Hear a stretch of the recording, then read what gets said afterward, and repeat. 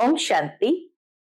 आज 25 अक्टूबर 2024 के बाबा के अनमोल मधुर महावाक्य सुनेंगे। आज की मुरली में बाबा ने बहुत सुंदर बात कही है। बाबा कहे, सारे विश्व में बाप जब आते हैं तो भारत एक छोटा सा गावड़ा है और उस गावड़े में देवी देवताएं रहते हैं। बाबा कहे, इस दुनिया के अंदर धीरे धीरे फिर वृद्धि को पाते हैं और वृद्धि होते होते आज कितने करोड़ों मनुष्य हो गए हैं। फिर जैसे जैसे तमो प्रधानता बढ़ती है तो अंत में हाहाकार के बाद जय जयकार होगा और बाप सबको नजर से निहाल कर नई दुनिया में ले जाएंगे, अर्थात मुक्ति जीवन मुक्ति का वर्षा दे देंगे। बाप के दिल में हमेशा यही रहता है कि बच्चों को वर्षा दे। जैसे बाबा कहे, लौकिक बाप के मन में भी यही रहता है कि बच्चों को वर्षा दे। अगर बच्चा नहीं है तो फिर एडॉप्ट कर लेते हैं ताकि सारा वर्षा उनको दे सकते हैं। ऐसे ही बाबा कहे, बाबा भी तुम बच्चों को नजर से निहाल कर वर्षा देंगे मुक्ति जीवन मुक्ति का। तो सुनते हैं आज के बाबा के अनमोल मधुर महावाक्य। ओम शांति। मीठे बच्चे, बाप की एक नजर मिलने से सारे विश्व के मनुष्य मात्र निहाल हो जाते हैं। इसलिए कहा जाता है, नजर से निहाल किंदा स्वामी सदगुरु। आज की मुरली से प्रश्न है, तुम बच्चों के दिल में खुशी के नगाड़े बजने चाहिए। क्यों? उत्तर है, क्योंकि तुम जानते हो बाबा आया है सबको साथ ले जाने। अब हम अपने बाप के साथ घर जाएंगे। हाहाकार के बाद जय जयकार होने वाली है। बाप की एक नजर से सारे विश्व को मुक्ति जीवन मुक्ति का वर्षा मिलने वाला है। सारी विश्व निहाल हो जाएगी। ओम शांति। रूहानी शिव बाबा बैठ अपने रूहानी बच्चों को समझाते हैं। यह तो जानते हो कि तीसरा नेत्र भी होता है, ज्ञान का तीसरा नेत्र भी होता है। बाप जानते हैं सारी दुनिया की जो भी आत्माएं हैं सबको मैं वर्षा देने आया हूं। बाप के दिल में तो वर्षा ही याद होगा, लौकिक बाप के भी दिल में वर्षा ही याद होगा। बच्चों को वर्षा देंगे। बच्चा नहीं होता है तो मूंझते हैं, किसको दे? फिर एडॉप्ट कर लेते हैं। यहां तो बाप बैठे हैं, इनकी तो सारी दुनिया की जो भी आत्माएं हैं सब तरफ नजर जाती है। बेहद का बाप है तो सारी दुनिया की सब आत्माओं के तरफ बाबा की नजर जाती है। जानते हैं सबको मुझे वर्षा देना है। भल बैठे यहां है परंतु नजर सारे विश्व पर और सारे विश्व के मनुष्य मात्र पर है, क्योंकि सारे विश्व को ही निहाल करना होता है। बाप समझाते हैं, यह है पुरुषोत्तम संगम युग। तुम जानते हो बाबा आया हुआ है। बाबा कहे, ये तुम बच्चों को पक्का है कि बाबा आया हुआ है, इसलिए सबको शांति धाम सुख धाम ले जाने। सब निहाल हो जाने वाले हैं। ड्रामा के प्लान अनुसार कल्प कल्प निहाल हो जाएंगे। बाप सब बच्चों को याद करते हैं। नजर तो जाती है ना, सब नहीं पढ़ेंगे। बाबा आए ही है सबको निहाल करने, लेकिन बाबा कहे निहाल होने के लिए पढ़ाई पढ़ना पड़ता है। तो ये भी बाबा जानते हैं सब नहीं पढ़ेंगे। ड्रामा प्लान अनुसार सबको वापस जाना है, क्योंकि नाटक पूरा होता है। थोड़ा आगे चलेंगे तो खुद भी समझ जाएंगे अब विनाश होता है, अब नई दुनिया की स्थापना होनी है, क्योंकि आत्मा तो फिर भी चैतन्य है ना। तो बुद्धि में आ जाएगा बाबा आया हुआ है, पैराडाइज स्थापन होगा और हम शांति धाम में चले जाएंगे। सबकी गति होगी ना, बाकी तुम्हारी सदगति होगी। अभी बाबा आया हुआ है, हम स्वर्ग में जाएंगे, जय जयकार हो जाएंगी। अभी तो बहुत हाहाकार है, बाबा कहे अभी तो बहुत हाहाकार है। कहां अकाल पड़ रहा है, कहां लड़ाई चल रही है, कहां भूकंप होते हैं। नेचुरल कैलामिटीज तो होनी ही है दुनिया की सफाई के लिए, इसलिए बाबा कहे हाहाकार और बढ़ना है। कहां अकाल पड़ रहा है, कहां लड़ाई चल रही है, कहां भूकंप होते हैं, हजारों मरते रहते हैं। मौत तो होना ही है। सतयुग में ये बातें होती नहीं, वहां कोई भी प्रकार का प्राकृतिक उपद्रव नहीं होता है। आप जानते हैं, अब मैं जाता हूं, फिर सारे विश्व में जय जयकार हो जाएगी, फिर जय जयकार हो जाएगी। बाबा कहे मैं भारत में ही जाऊंगा। बाबा कहाँ आते हैं? भारत में ही आते हैं। सारे विश्व में भारत जैसे गांव है। बाबा को सारे विश्व में भारत जैसे एक गांव नजर आता है। बाबा के लिए तो गांव ठहरा, क्योंकि बाबा तो बेहद को देखते हैं, तो बाबा के लिए तो गांव ठहरा। बहुत थोड़े मनुष्य होंगे। सतयुग में सारे विश्व जैसे एक छोटा गांव था। अभी तो कितनी वृद्धि हो गई है। बाप की बुद्धि में तो सब है ना। अब इस शरीर द्वारा बच्चों को समझा रहे हैं। क्या समझा रहे हैं? तुम्हारा पुरुषार्थ वही चलता है जो कल्प कल्प चलता है। बाप भी कल्प वृक्ष का बीज रूप है। यह है कॉर्पोरियल झाड़। बाबा कहे यह है कॉर्पोरियल झाड़ सृष्टि के ऊपर, और परम धाम में है इनकॉर्पोरियल झाड़, ऊपर में है इनकॉर्पोरियल झाड़। तुम जानते हो ये कैसा बना हुआ है। ये झाड़ भी कितना एक्यूरेट बना हुआ है। ये समझ और कोई मनुष्य में नहीं है। बेसमझ और समझदारों का फर्क देखो। कहाँ समझदार स्वर्ग में राज्य करते थे, उनको कहा ही जाता है सचखंड, हेवन। समझदार बच्चे स्वर्ग में राज्य करते थे, उसको कहा जाता है हेवन, सचखंड।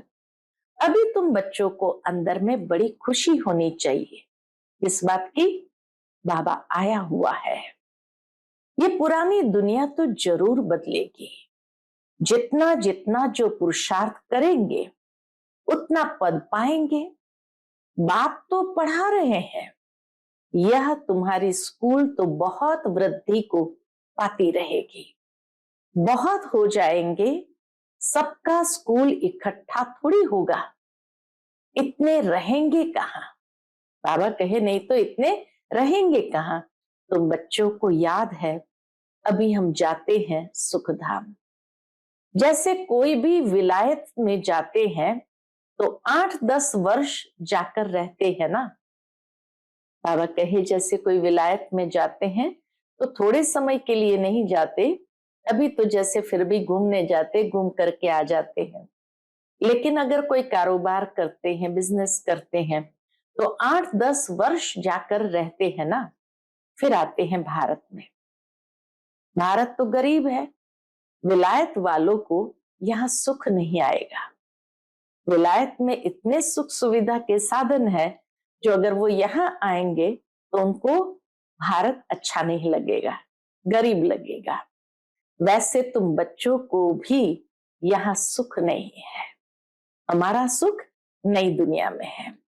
तुम जानते हो हम बहुत ऊंची पढ़ाई पढ़ रहे हैं, जिससे हम स्वर्ग के मालिक देवता बनते हैं।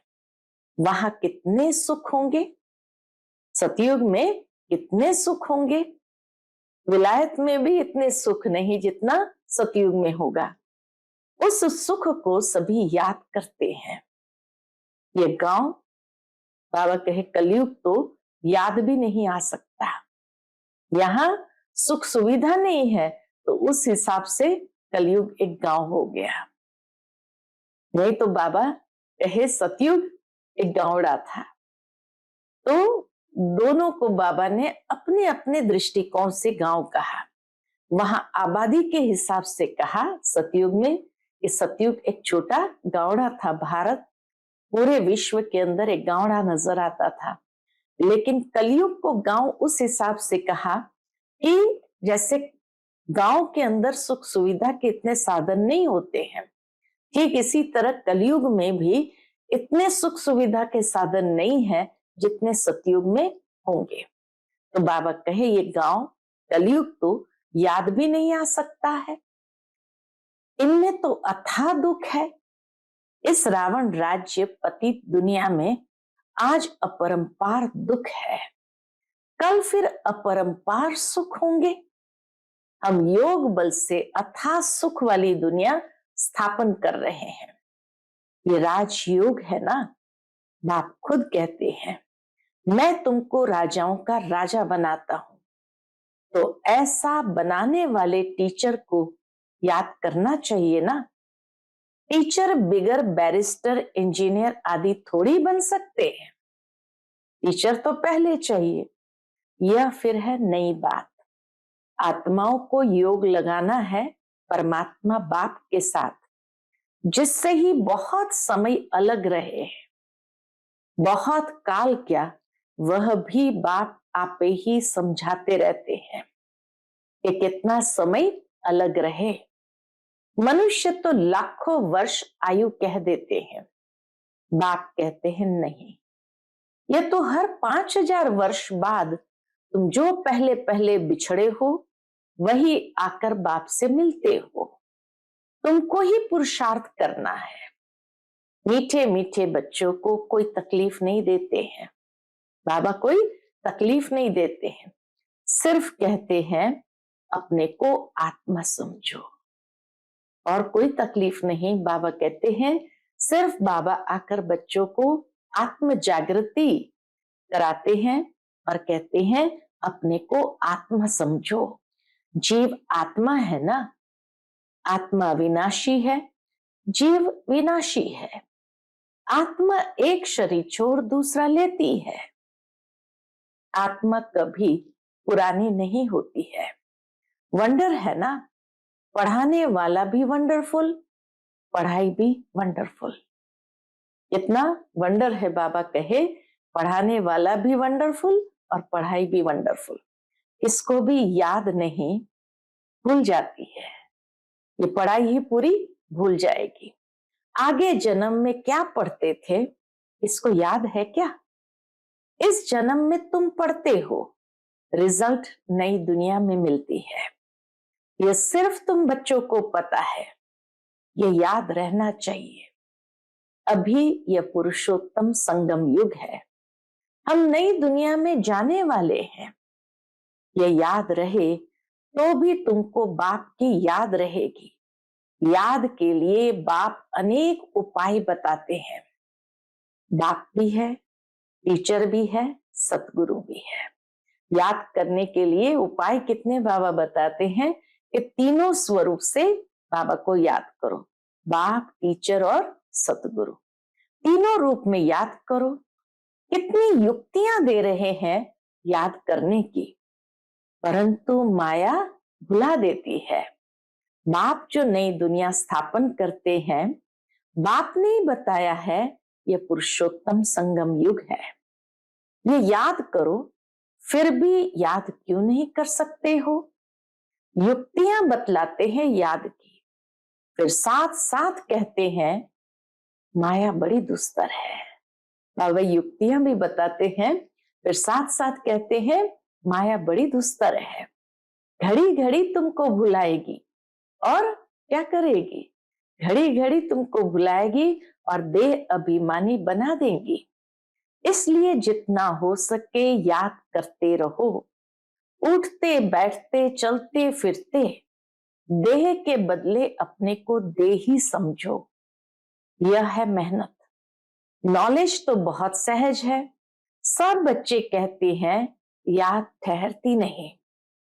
तुम बाप को याद करते हो, माया फिर अपनी तरफ खींच लेती है। इस पर ही यह खेल बना हुआ है।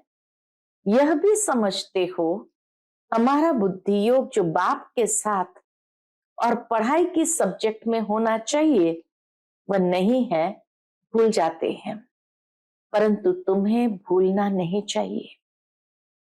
वास्तव में इन चित्रों की भी दरकार नहीं है, परंतु पढ़ाने समय कुछ तो आगे चाहिए ना। बाबा कहे, बाबा जब पढ़ाते हैं तो समझाने के लिए कुछ तो आगे चाहिए ना। कितने चित्र बनते रहते हैं। पांडव गवर्नमेंट के प्लान देखो कैसे हैं। उस गवर्नमेंट के भी प्लान है। तुम समझते हो नई दुनिया में सिर्फ भारत ही था, बहुत छोटा था। सारा भारत विश्व का मालिक था। एवरीथिंग न्यू होता है। नए भारत में सब कुछ नया होगा। दुनिया तो एक ही है, एक्टर्स भी वही है, चक्र फिरता जाता है। तुम गिनती करेंगे इतने सेकंड, इतने घंटे, दिन, वर्ष पूरे हुए, फिर चक्र फिरता रहेगा, फिर वापस चक्र फिरता रहेगा। आजकल करते करते 5000 वर्ष पूरे हो गए हैं। सब सीनरी खेल पाल होते आते हैं। कितना बड़ा बेहद का झाड़ है। झाड़ के पत्ते तो गिन नहीं सकते हैं, इतने अथा मनुष्य है। ये झाड़ है। इसका फाउंडेशन देवी देवता धर्म है। फिर ये 3 ट्यूब्स, 3 धर्म मुख्य निकले हुए हैं।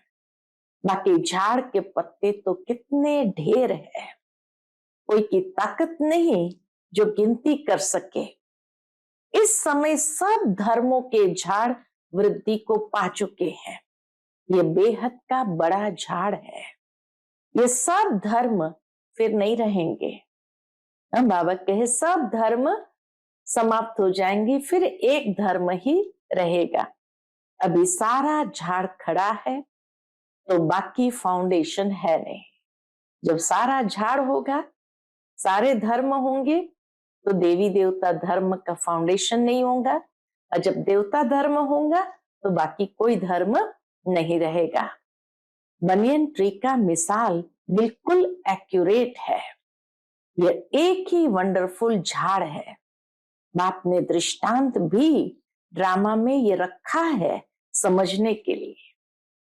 ये बनियन ट्री का मिसाल भी बाबा ने रखा है खास ड्रामा में समझाने के लिए। फाउंडेशन है नहीं तो यह समझ की बात है। बाप ने तुमको कितना समझदार बनाया है। अभी देवता धर्म का फाउंडेशन है नहीं, बाकी कुछ निशानियां है। आटे में नमक, इतनी निशानियां जरूर है। प्रायः ये निशानियां बाकी रही है तो बच्चों की बुद्धि में ये सारा ज्ञान आना चाहिए। बाप की भी बुद्धि में नॉलेज है ना, तुमको भी सारा नॉलेज दे आप समान बना रहे हैं। बाप बीज रूप है और ये उल्टा झाड़ है। ये बड़ा बेहद का ड्रामा है। अभी तुम्हारी बुद्धि ऊपर चली गई है। तुमने बाप को और रचना को जान लिया है। बल शास्त्रों में है, ऋषि मुनि कैसे जानेंगे। एक भी जानता हो तो परंपरा चले। कोई भी नहीं जानता था, दरकार ही नहीं। जबकि सदगति हो जाती है, बीच में कोई भी वापस जा नहीं सकता। नाटक पूरा हो तब तक सब एक्टर्स यहां होने हैं, जब तक बाप यहां है। जब वहां बिल्कुल खाली हो जाएंगे, परमधाम बिल्कुल खाली हो जाएंगे, तब तो शिव बाबा की बारात जाएगी। वापस जाएगी, पहले से तो नहीं जाकर बैठेंगी। तो बाप सारी नॉलेज बैठ देते हैं। ये वर्ल्ड का चक्र कैसे रिपीट होता है, सतयुग, त्रेता, द्वापर, कलयुग, फिर संगम होता है। गायन है, परंतु संगम युग कब होता है ये किसको भी पता नहीं है। तुम बच्चे समझ गए हो, 4 युग है।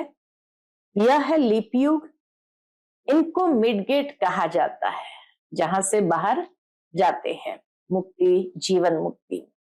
श्री कृष्ण को भी मिडगेट दिखाते हैं। तो यह है नॉलेज। नॉलेज को मोड़ तोड़ कर भक्ति में क्या बना दिया है। बाबा कहे यह है नॉलेज, लेकिन नॉलेज को मोड़ तोड़ कर भक्ति में क्या बना दिया है। ज्ञान का सारा सूत मूंझा हुआ है, उनको समझाने वाला तो एक ही बाप है। प्राचीन राजयोग सिखलाने लिए विलायत में जाते हैं, वह तो यह है ना, प्राचीन अर्थात पहला। सहज राजयोग सिखलाने बाप आए हैं। कितना अटेंशन रहता है, तुम भी अटेंशन रखते हो कि स्वर्ग स्थापन हो जाए। आत्मा को याद तो आती है ना। बाप कहते हैं ये नॉलेज जो मैं अभी तुमको देता हूं, फिर मैं ही आकर दूंगा। ये नई दुनिया के लिए नया ज्ञान है। यह ज्ञान बुद्धि में रहने से खुशी बहुत होती है। बाकी थोड़ा टाइम है, अब चलना है। एक तरफ खुशी होती है, दूसरे तरफ फिर फील भी होता है। बाबा कहे एक तरफ खुशी होती है जाने की, और दूसरी ओर फील भी होता है कि अब बस गए कि गए। अरे ऐसा मीठा बाबा हम फिर कल्प बाद देखेंगे, ये फीलिंग आती है। ऐसा मीठा बाबा फिर कल्प के बाद देखेंगे। बाप ही बच्चों को इतना सुख देते हैं ना। बाप आते ही है शांति धाम सुख धाम में ले जाने। तुम शांति धाम सुख धाम को याद करो तो बाप भी याद आएगा। इस दुख धाम को भूल जाओ। बेहद का बाप बेहद की बात सुनाते हैं। पुरानी दुनिया से तुम्हारा ममत्व निकलता जाएगा तो खुशी भी होगी। पुरानी दुनिया से बाबा कहे जितना ममत्व निकलता जाएगा उतनी खुशी भी होगी। तुम रिटर्न में फिर सुखधाम में जाते हो, सतो प्रधान बनते जाएंगे। कल्प कल्प जो बने हैं वही बनेंगे और उनको ही खुशी होगी। फिर ये पुराना शरीर छोड़ देंगे, फिर नया शरीर लेकर सतो प्रधान दुनिया में आएंगे। यह नॉलेज खलास हो जाएगी। बातें तो बहुत सहज है। रात को सोते समय ऐसे ऐसे सिमरन करो तो भी खुशी रहेगी। हम यह बन रहे हैं, सारे दिन में हमने कोई शैतानी तो नहीं की। अपना चार्ट देखो, बाबा कहे सारे दिन में हमने कोई शैतानी तो नहीं की। 5 विकारों से कोई विकार ने हमको सताया तो नहीं, लोग तो नहीं आया। अपने ऊपर जांच रखनी है, अपने ऊपर जांच रखनी है। अच्छा, मीठे मीठे सिकिलते बच्चों प्रति माता पिता बाप दादा का याद प्यार और गुड मॉर्निंग। रूहानी बाप की रूहानी बच्चों को नमस्ते। हम सभी रूहानी बच्चों की रूहानी माता पिता बाप दादा को याद प्यार, गुड मॉर्निंग और नमस्ते। नमस्ते, शुक्रिया बाबा, शुक्रिया। आज की मुरली से धारणा के लिए मुख्य सार है। पहली पॉइंट, योग बल से अथाह सुखों वाली दुनिया स्थापन करनी है। इस दुख की पुरानी दुनिया को भूल जाना है।